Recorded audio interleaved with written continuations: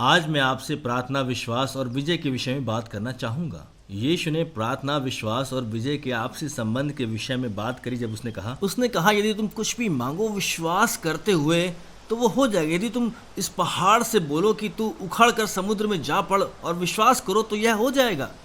तो वास्तविकता में वो यह कह रहा था कि एक आपसी रिश्ता है प्रार्थना और विश्वास और विजय के बीच में। यदि आप विजयी होना चाहते हैं तो आपके जीवन में आवश्यक है कि विश्वास हो और प्रार्थना हो। बाइबल में हिजकिय्याह नाम के व्यक्ति के विषय में एक महान कहानी है। हो सकता है आपको हिजकिय्याह याद हो, क्योंकि यशायाह को उसके विषय में एक दर्शन मिला। जब हिजकिय्याह मर गया तो उस राजा के मृत्यु के वर्ष में तो उसने परमेश्वर को देखा। उसने परमेश्वर को आसमान में ऊंचे पर देखा। मेरा मानना है कि हिजकिय्याह के जीवन के द्वारा हम प्रार्थना, विश्वास और विजय के आपसी संबंधों को समझ सकते हैं। देखिए, जब हिजकिय्याह राजा बना तो उसकी आयु मात्र 16 वर्ष थी। क्या आप कल्पना कर सकते हैं एक 16 वर्ष का बालक न्याय के विषय में क्या समझता होगा, और एक 16 वर्ष का बालक अर्थव्यवस्था के विषय में क्या समझता होगा? उसे लोगों की सामाजिक भलाई के विषय में क्या ज्ञान होगा? एक 16 वर्ष के बालक को सरकारी पचड़ों के बारे में क्या पता? उसे क्या पता कैसे उनको डील करना है? और आपको पता है बाइबल क्या कहती है? बाइबल कहती है कि जकरिया के दिनों में वह परमेश्वर को खोजा करता था, और परमेश्वर का वचन बताता है जब तक वह परमेश्वर को खोजता रहा परमेश्वर ने उसको विजय दिलाई। परमेश्वर ने उसको समृद्ध किया और उसको सामर्थ्य रूप से आशीषित किया।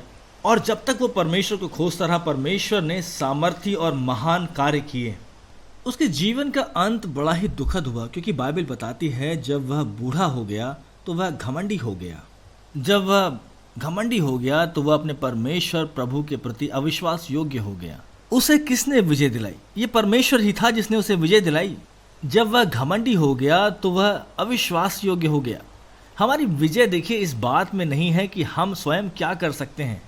अपनी जवानी में हिजकिय्याह को पता नहीं था उसे क्या करना है। परमेश्वर ने उसको विजय दिलाई, लेकिन जब वह सोचने लगा देखो मैंने क्या अर्जित कर लिया है, अपनी सफलताओं के लिए वो खुद को जिम्मेदार मानने लगा और घमंड करने लगा, तो फिर वो अपने जीवन में विजय को ना अनुभव कर पाया, ना ही उसको देख पाया।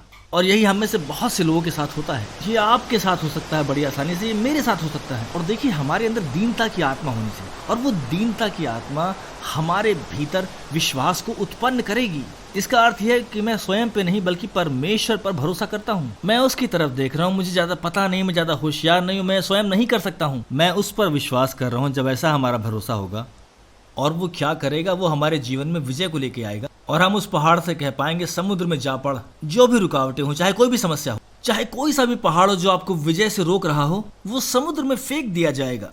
तो आज प्रार्थना में उस पर विश्वास करें और वो ही आपको विजय देगा।